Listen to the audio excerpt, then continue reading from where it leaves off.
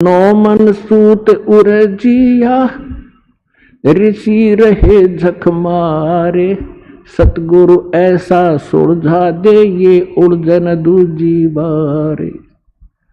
नौ मन सूत उलझिया, इस काल ने नौ मन सूत उलझा रखा था, क्योंकि परमात्मा जुलाहे की लीला करते थे और एक शेर सूत 1 किलोग्राम सूत वो कच्चा धागा उलझ जा तो जुलाहे की जान न बन जाया करती। जब उसने सुलझाना पड़ता तार तार, और गांठ पर टूट गया तो गांठ पड़े तो कोई उसकी बुनाई भी ना दे, तो बड़ी मुश्किल से सुलझाया करते थे कच्चे धागे को। 1 किलोग्राम सूत सुलझाने में सारा दिन लग जाता, उलझा हुआ सूत। और इन्होंने कहते 9 मन सूत उलझा रखा था ज्ञान का, और दास भेज दिया उस परम पिता ने इस तत्वदर्शी संत बना के। कहते हैं 9 मन सूत उलझिया ऋषि रहे झकमार, और सतगुरु ऐसा सुलझा दे उलझन दूजी बार। इस कलयुग में ये ज्ञान नहीं उलझेगा, कोई भक्ति करियो चाहे ना करियो।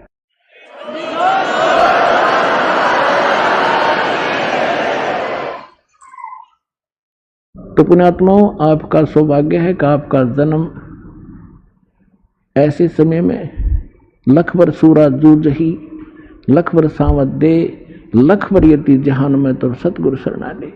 आप उन पुण्यात्माओं में से हैं जो युगों युगों से संघर्ष करते आ रहे हो। परमात्मा कहते हैं साधों से ती मस्करी और चोरा नाल खुशहाल, मल अखाड़ा जीतेंगे ये युगन युगन के माल।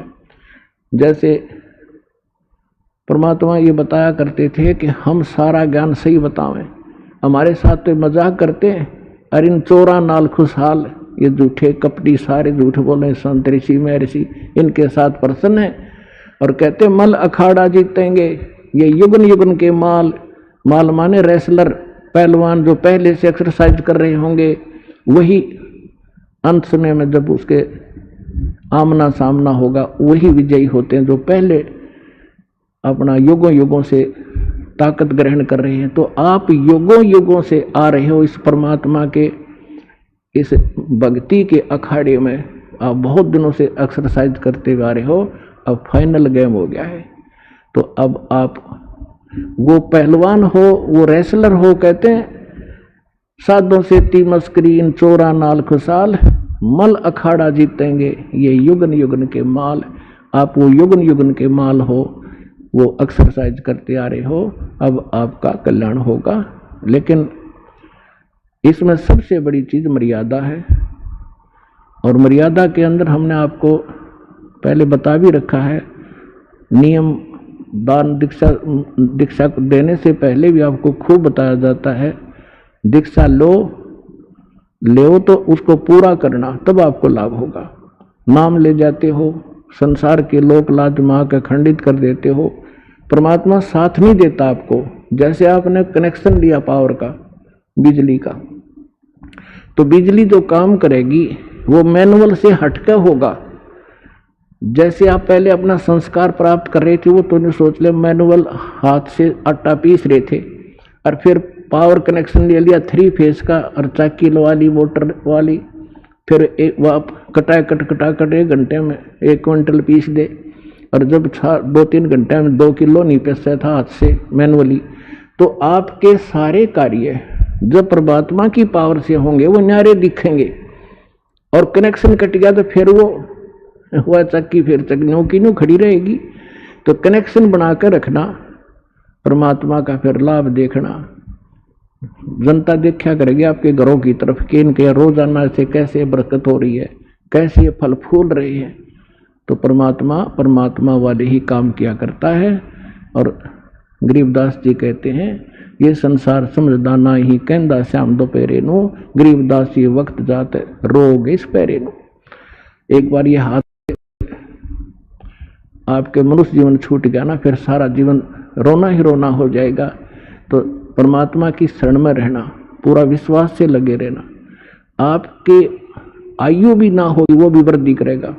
लेकिन पुण्यात्माओं कुछ घटनाएं ऐसी घट जाती हैं जिनसे आप ज्ञान से परिपूर्ण न होने से विचलित हो सकते हो कि वो नाम लेकर गया था और वो नाम भी दीक्षा ले रखी थी, उसकी मृत्यु होगी।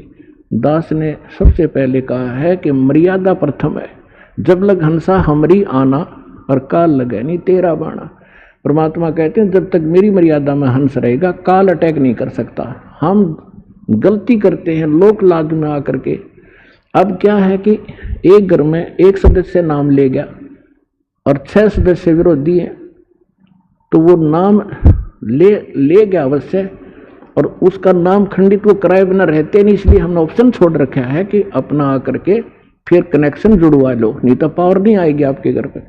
तो उस दौरान जब आपका नाम खंडित हो गया और आपका संस्कार मृत्यु का आ गया, भगवान रक्षा नहीं कर पाओगा। तो उस घटना को देखकर ये हो जाता है इसने नाम भी ले रखा था और फिर भी मर गया, और यो तो कहते हैं हम उम्र बढ़ा दे। तो ये अज्ञान का ही एक अलग से प्रमाण होगा।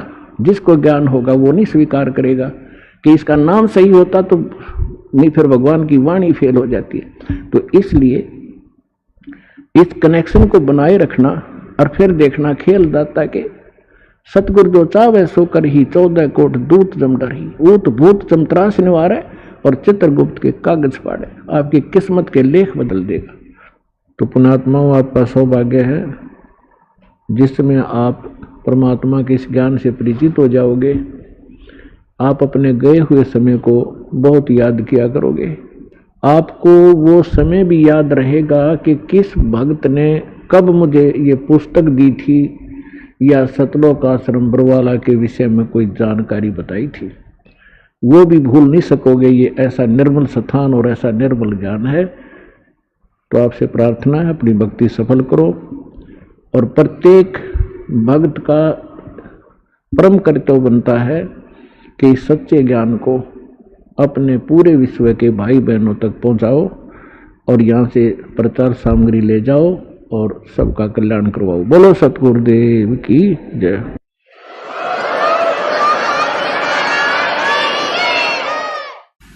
परमपिता परमात्मा पूर्ण ब्रह्म सारी सृष्टि के रचनहार कबीर परमेश्वर जी की असीम रजा से आप सभी पुण्यात्माएं ये सत्संग सुनने के लिए उपस्थित हुए।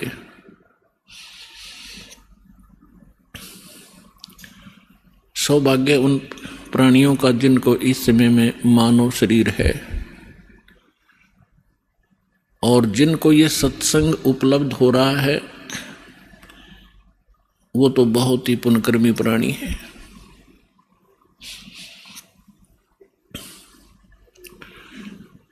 परमात्मा स्वयं आकर के हमें ज्ञान कराते हैं और हमें याद दिलाते हैं, आप जिस लोक में रह रहे हो ये लोक ठीक नहीं। परमात्मा के पास सभी दुखी प्राणी आया करते थे कबीर बंदी छोड़ के पास, और वो ये कहा करते थे कि हम पर संकट बहुत है गुरुदेव, हम महादुखी हैं। तो परमात्मा कहा करते बच्चों ये काल का लोक है और यहाँ पर 21 ब्रह्मांड तक आग लगी हुई है राग द्वेष की, बेईमाना और काम क्रोध मोह लोभ अहंकार की आग में सभी जल रहे हैं। यहाँ कोई प्राणी सुखी नहीं है। आप ये मानते हो कि मैं रोग मुक्त हो जाऊंगा तो मैं सुखी हो जाऊंगा। जो निरोग हैं उनसे मिलिए जाकर के, उनको ना जाने कितनी और टेंशन पाएंगी जिनको आप सुखी मानते हो, क्योंकि जो निर्धन है वो सोचता है कि ये पैसे वाले सेठ साहूकार ये सुखी होंगे। जहां माया का समावेश है पुण्यात्माओं, स्वप्न में सुख नहीं हो सकता। यह भूल है प्राणी का, क्योंकि जब तक हम उस आग में नहीं गिरते तब तक हमें ऐसे लगता है शीतल होगी। और सेठ ये सोचते हैं कि राजा लोग सुखी होंगे, हमें सुख नाम की वस्तु नहीं। क्योंकि सेठ वैसे नहीं बनता, उसने कोई तिगड़मबाजी करनी ही पड़ती है। उसके पास 20-30 लाख रुपए हैं तो 50 लाख रुपए का काम उसने आगे फिर से ऑन लोन ऋण लेकर शुरू करना पड़ेगा, तभी वो सेठ होने की सोचेगा। और वो 50 लाख का लोन ले लिया, बिजनेस ठीक चला नहीं, अब 20 लाख वो गए और 30 लाख 50 लाख का लोन गया। वो सेठ उस टेंशन के अंदर अपना जीवन व्यतीत कर रहा होता है। फिर सोचता है अब दूसरा बिजनेस करता हूं। आम व्यक्ति को लगता है बड़ा सेठ है, बड़े बिजनेस चल रहे हैं, पर सपने में शीतलता उस प्राणी को नहीं है। सेठ साहूकार यानी धनी व्यक्ति समझते हैं राजा लोग सुखी होंगे। एक घर का सदस्य, छोटे से घर का जिसमें 5-4 सदस्य होते हैं, एक घर का मुखिया जिसमें 5-4 सदस्य होते हैं, वो उनके निर्वाह में, उनकी व्यवस्था में कितना दुखी होता है। किसी की फीस भरनी है, किसी को एडमिशन दिलाना है, किसी के कपड़े लाने हैं, कोई विवाह के योग्य हो गया है, और भी बहुत सी पारिवारिक जो समस्याएं हैं वो सामने अड़ी रहती हैं। और एक राजा एक क्षेत्र का मुखिया होता है, उसको और भी ज़्यादा टेंशन रहती है अपनी प्रजा को सुनियोजित रखने की और लॉ एंड ऑर्डर बनाए रखने की। तो सोपन में सुखी नहीं होता राजा। ठीक है, वो बकवाद करते हैं, वो लोग थोड़ी सी राहत पाकर घूटी लगा लेते हैं, नाच गाने देख लेते हैं, लेकिन अंदर से वज्जों के तो जल रहे होते हैं। पृथ्वी के राजा लोग सोचते हैं कि स्वर्ग के देवता सुखी होंगे। इन देवताओं की कथा पढ़कर देखो पुराणों के अंदर, इनमें वही आग जल रही है जो यहाँ के लोगों में है, क्योंकि वो भी एक जीव हैं। जैसे कोई IAS ऑफिसर लग जाता है, भले ही वो कमिश्नर लग जाता है, DC लग जाता है, वो है तो जीव, मनुष्य ही, उसके अंदर सब विकार विद्यमान है जो एक गरीब व्यक्ति में, आम नागरिक में है। काम, क्रोध, मोह, लोभ, अहंकार, उससे भी वो सड़ रहा है। बेशक वो अधिकारी बन गया है, साहब बन गया है, लेकिन उसके ऊपर जो आपदाएं हैं, प्राकृतिक दुख हैं, ज्यों के त्यों बने हुए हैं। इसी प्रकार वो देव समझो। और देवता लोग समझते हैं कि इंद्र सुखी होगा, वो देवताओं का राजा है। इंद्र की कथा पढ़कर देखो, कितनी बार राजा इंद्र जो है राक्षसों के साथ युद्ध में हार जाते हैं, जंगलों में समय व्यतीत करते हैं। और फिर क्या होता है, इंद्र का राज भोग के, इंद्र के राज को यानी अपना समय पूरा करके देवताओं का राजा, स्वर्ग का राजा मृत्यु को प्राप्त होता है। और मृत्यु के उपरांत वो गधे की योनि से 84 लाख योनियों को प्रारंभ करता है। तो परमात्मा कबीर जी बताया करते थे, भाई तन दर सुखिया कोई न देखा, जो देखा सो दुखिया हो। उदय अस्त की बात करते हैं, मन सबका किया विवेक का हो, सबका किया विवेक का हो। तन दर सुखिया कोई न देखा, जो देखा सो दुखिया हो। उदय अस्त की बात करते हैं, मन सबका किया विवेक का हो, सबका किया विवेक का हो। भाई घाटे बाधे सब जग दुखिया, के गृहस्थी बैरागी हो। घाटे बाधे सब जग दुखिया, के गृहस्थी बैरागी हो। सुख देव ने दुख के डर से, गर्भ में माया त्यागी हो। गर्भ में माया त्यागी हो। तंदर सुखिया कोई न देखा, जो देखा सो दुखिया हो। उदय अस्त की बात करते हैं, मन सबका किया विवेक का हो, सबका किया विवेका हो। भाई जंगम दुखिया ये जोगी ही दुखिया, तपस्वी को दुख दूना हो। जंगम दुखिया जोगी दुखिया, तपस्वी को दुख दूना हो। आशा तृष्णा सब में व्यापे, कोई महल ना सुना हो। कोई महल ना सुना हो। तंदर सुखिया कोई ना देखा, जो देखा सो दुखिया हो। उदय अस्त की बात करते हैं, मन सबका किया विवेका हो। सबका किया विवेका हो। भाई साच कहूं तो ये जग न माने, पर झूठ कही ना जाई हो। साच कहूं तो ये जग न माने, पर झूठ कही ना जाई हो। ये ब्रह्मा विष्णु शिव जी दुखिया, जिन ये राह चलाई हो। जिन ये राह चलाई हो। तन दर सुखिया कोई न देखा, जो देखा सो दुखिया हो। उदय अस्त की बात करते हैं, मन सबका किया विवेका हो। सबका किया विवेका हो। भाई सूरपति दुखिया भूपति दुखिया, ये रंग दुखी बपरीती हो। सूरपति दुखिया भूपति दुखिया, रंग दुखी बपरीती हो। कहे कबीर और से भी दुखिया, एक संत सुखी मन जीती हो। संत सुखी मन जीती हो। तंदर सुखिया कोई न देखा, जो देखा सो दुखिया हो। उदय अस्त की बात करते हैं, मन सबका किया विवेका हो। सबका किया विवेका हो।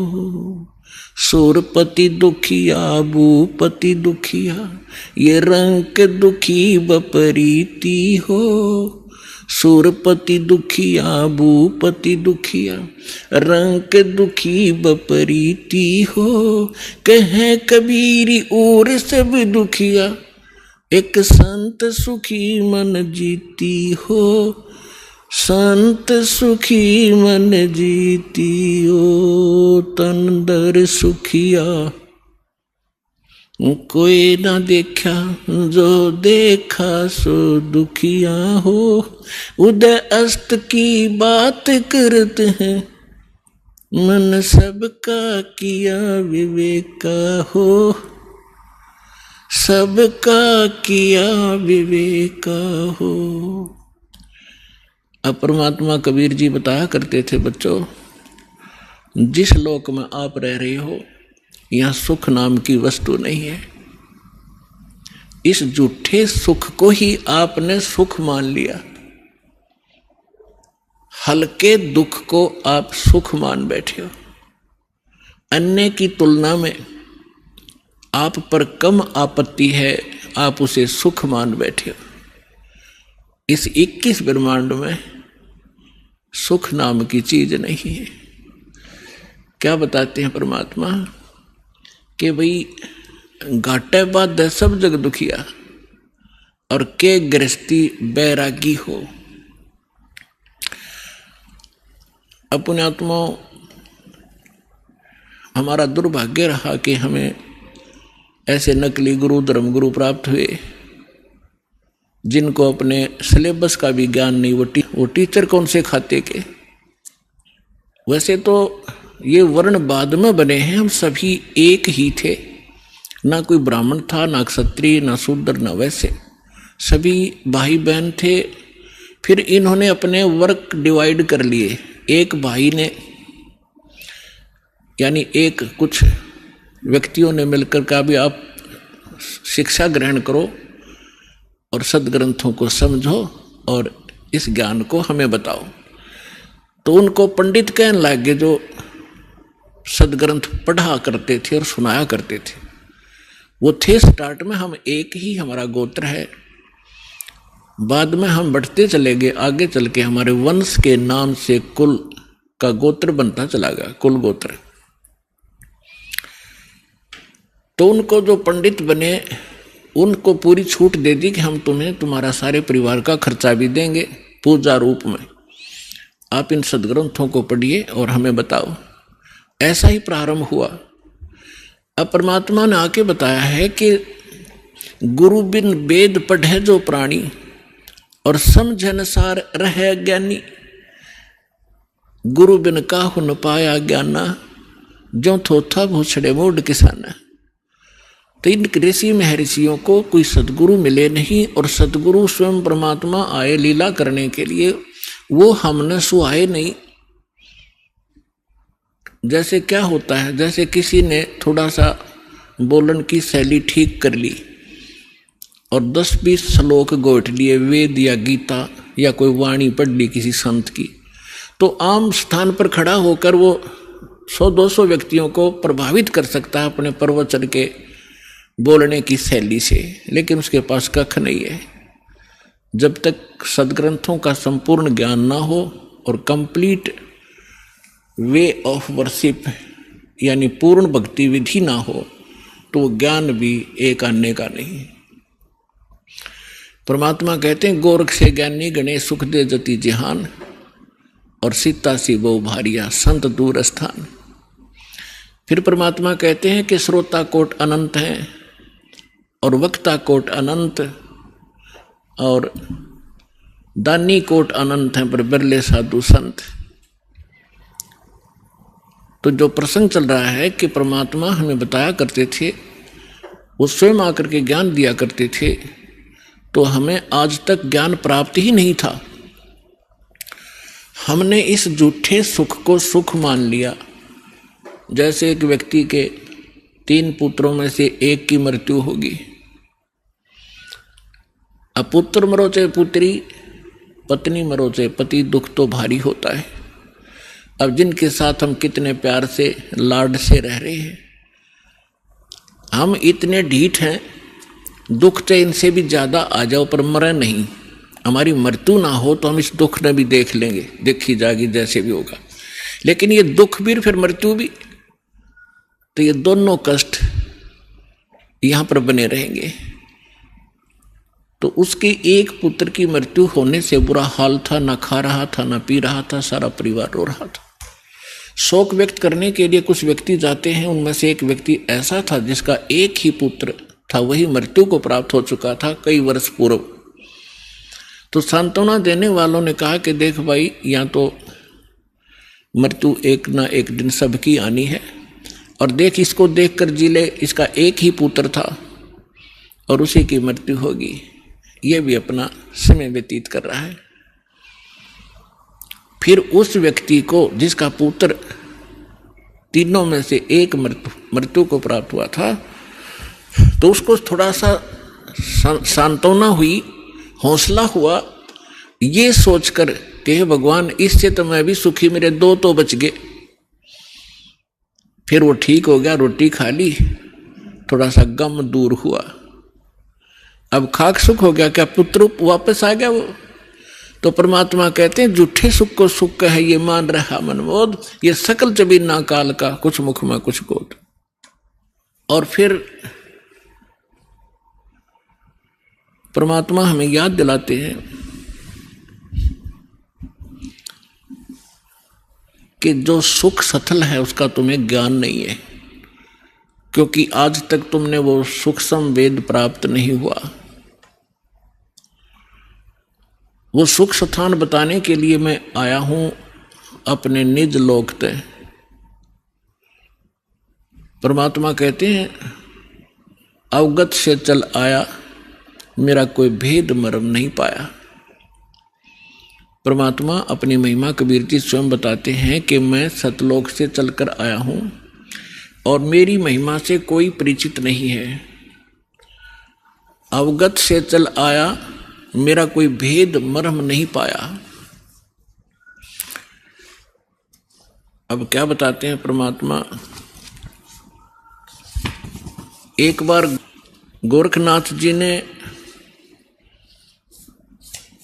रामानंद जी, स्वामी रामानंद जी आचार्य जी को आध्यात्मिक गोष्ठी के लिए पुकारा, बुलाया, आमंत्रित किया, ललकारा। अब रामानंद जी वैसे तो विद्वान माने जाते थे, गीता वेद घोट रखे थे उसने, कंठस्थ याद थे मंत्र सभी, लेकिन वो सिद्धि नहीं थी उनके पास।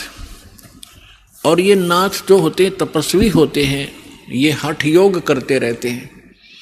हठ योग से कुछ सिद्धियां आ जाती हैं जो इस मानव शरीर की और इस भक्ति के नाशक होती हैं। आम व्यक्ति ये सोचता है कि इसने बहुत बड़ी उपलब्धि कर रखी है, सिद्धि प्राप्त करके कोई आकाश में उड़ जाता है और कोई किसी को दुआ बद्दुआ देकर दुखी सुखी कर देता है, थोड़ा बहुत अपनी पूंजीते हैं, फिर स्वयं कंगाल हो जाता है। तो ये सब ड्रामेबाजी थी।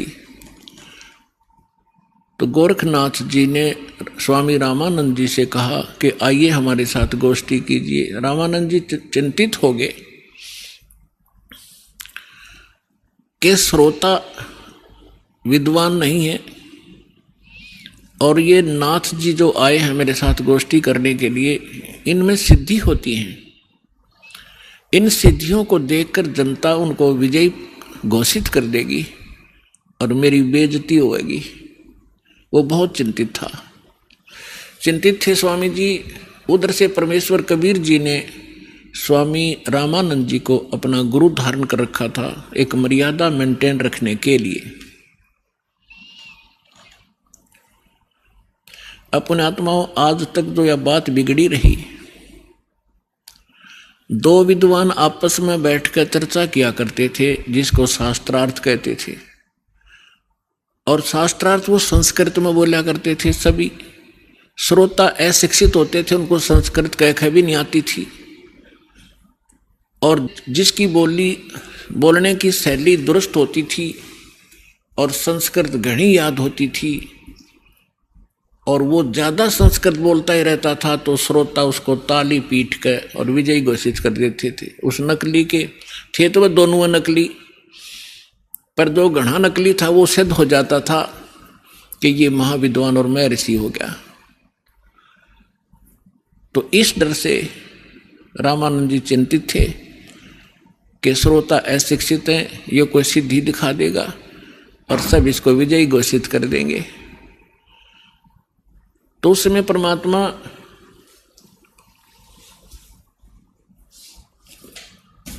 कबीर जी जब अपने गुरुदेव के आश्रम में पहुंचे,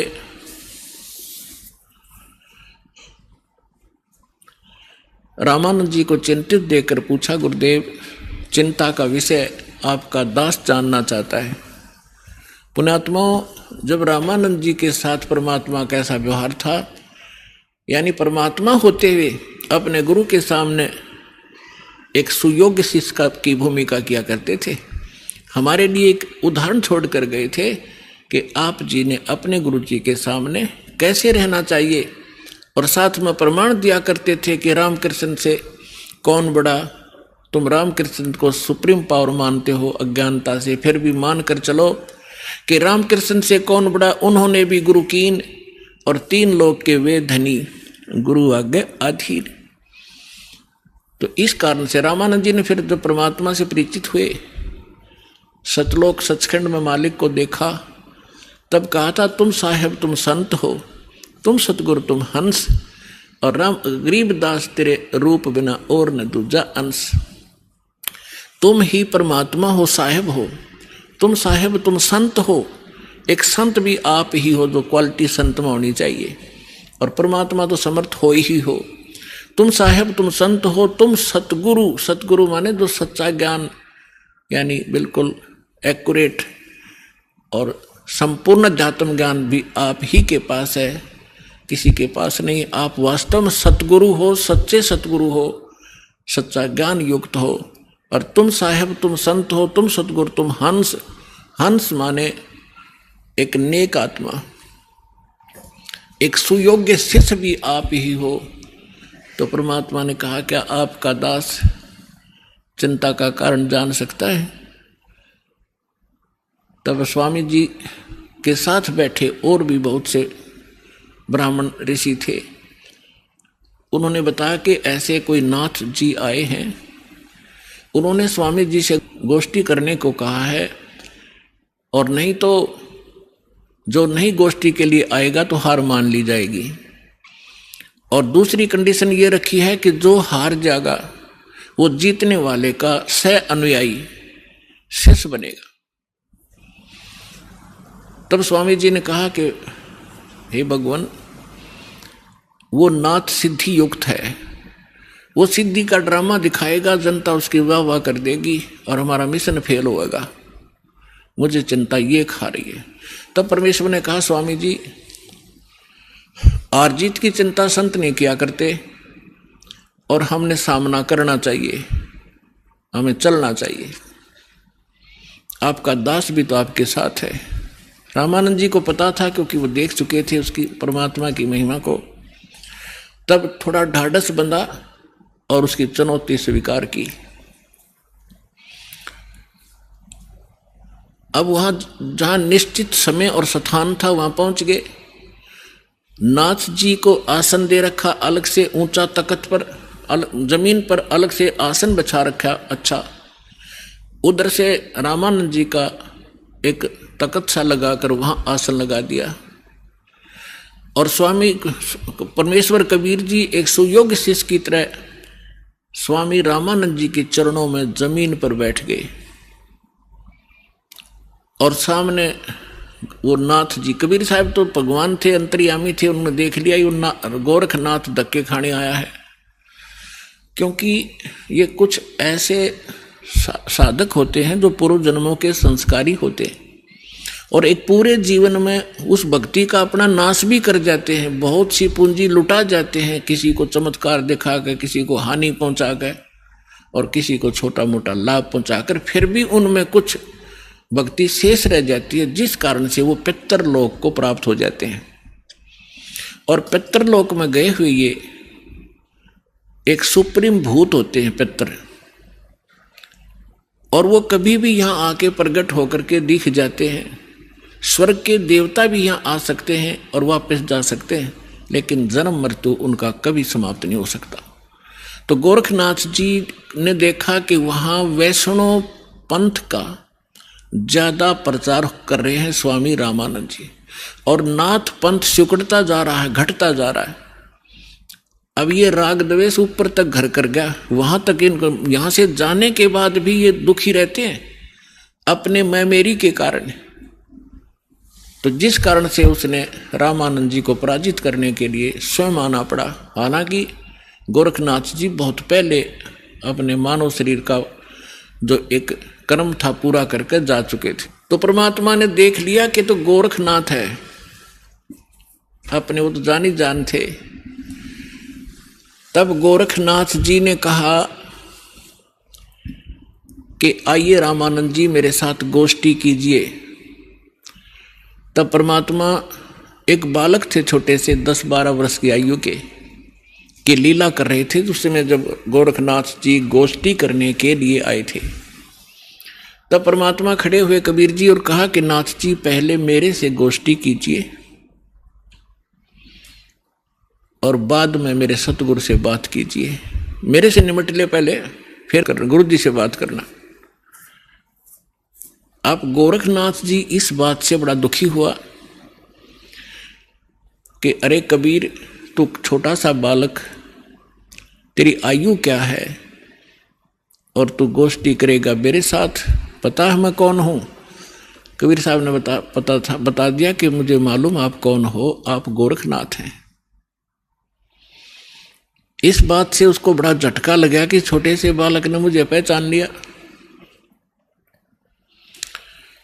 फिर गोरखनाथ जी ने कहा कि आपकी आयु क्या है? परमात्मा बोले कि सबसे बड़ा मूर्ख वो है जो मेरी आयु मुझे बालक बता रहा है। गोरखनाथ जी सुन रहे थे, अंदर से दुखी भी खूब हो रहे थे कि ये मुझे मूर्ख भी बताने की चेष्टा कर रहा है। तो क्या बताते हैं,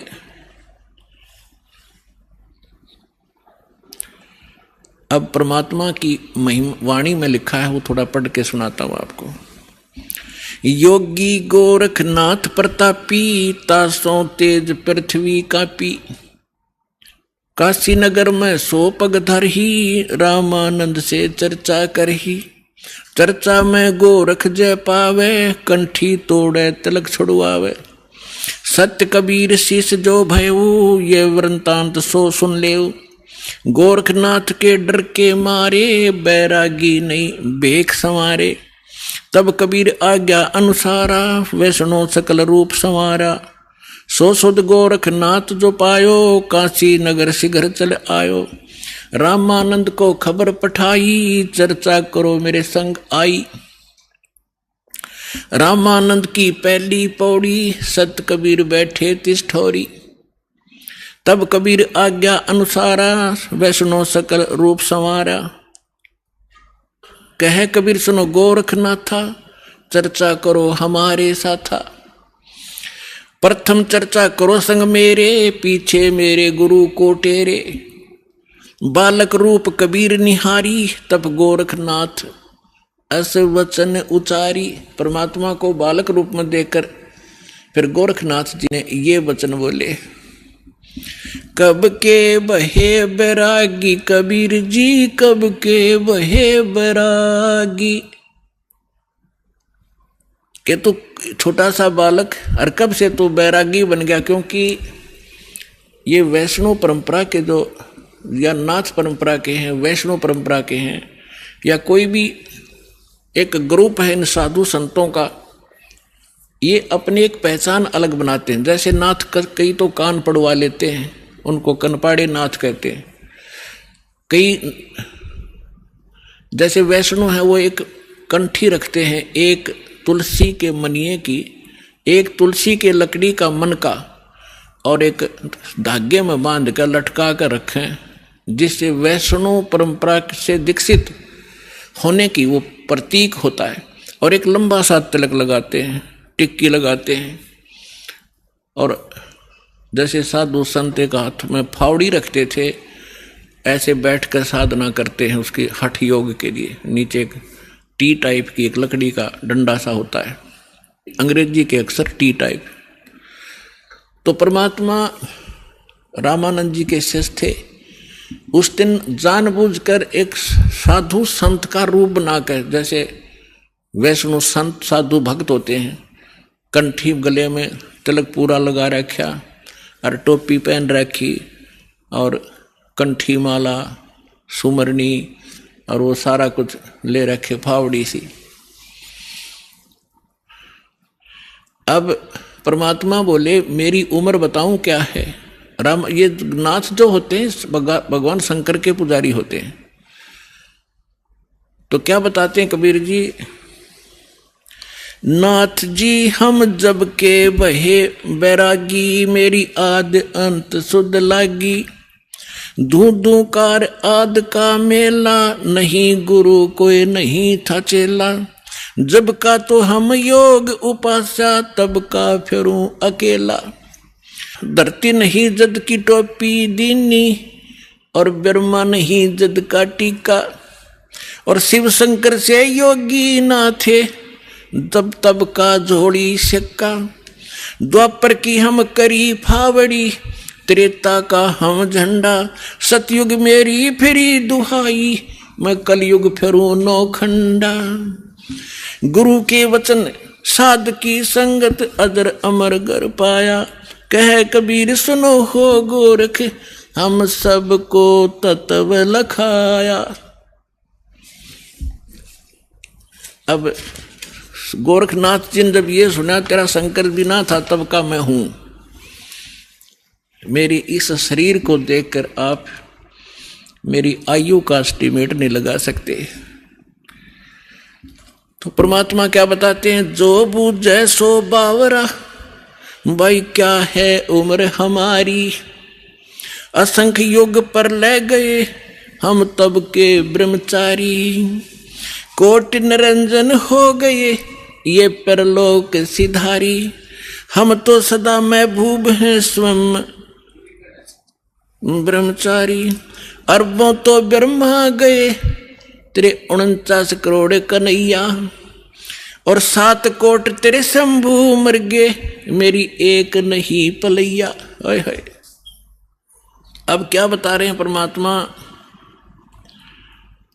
कि ये ज्योत निरंजन जो ब्रह्मा विष्णु महेश का पिता, जिसको गीता अध्याय नंबर 15 के श्लोक नंबर 16 में सरपुरुष कहा है, सरपुरुष अक्षर पुरुष 2 पुरुष बताएं, तो ये 21 ब्रह्मांड का स्वामी ये ज्योत निरंजन है, ये काल है, ब्रह्मा विष्णु महेश का पिता है। तो परमात्मा कहते हैं करोड़ों तो ये निरंजन मर गए, इसके भी करोड़ों जन्म हो लिए, और फिर कहते हैं अरबों तो ब्रह्मा गए और 49 करोड़ कन्हैया और 7 करोड़ तेरे शिव शंकर मर गए मेरी एक नहीं पलैया। अपने आत्माओं इस एक एक शब्द परमात्मा का बहुत गूढ़ रहस्य रखता है। जैसे ब्रह्मा जी की 100 वर्ष की आयु है, उसकी आयु कैसे बनती है, 100 वर्ष कैसे बनते हैं, जैसे ये सतयुग त्रेता द्वापर कलयुग 4 युग का एक चतुर्युग होता है, इसमें 43,20,000 कुल वर्ष होते हैं अपने मनुष्यों के वर्ष, और ऐसे ऐसे 1000 चतुर्युग का ब्रह्मा जी का दिन, इतनी ही रात्रि, फिर 30 दिन रात का 1 महीना और 12 महीने का वर्ष, ऐसे बने हुए, और फिर 100 वर्ष की आयु ब्रह्मा जी की।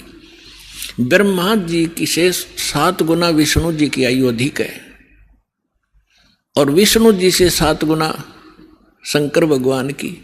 तो यहां परमात्मा क्या बता रहे हैं, अरबों तो ब्रह्मा गए 49 करोड़ कन्हैया तेरे विष्णु जी, और 7 करोड़ तेरे शंभू मर गए मेरी एक नहीं पलैया, मेरे जीवन की एक पल भी नहीं घटी। अर्थात परमात्मा अविनाशी हैं, और ये बता रहे हैं कि तेरे ब्रह्मा विष्णु महेश भी नाशवान है। इस बात नाथ जी दुखी हो गए कि ये हमारे भगवानों को अजरो अमर हैं, ये तो इनको नाशवान बता रहे हैं। तो परमात्मा कहते हैं एक ना भूला दो ना भूली, भूली सब संसारी, सबका बोल पट दिया मेरे साथ 2 भाई, मन सब जग भूला पाया।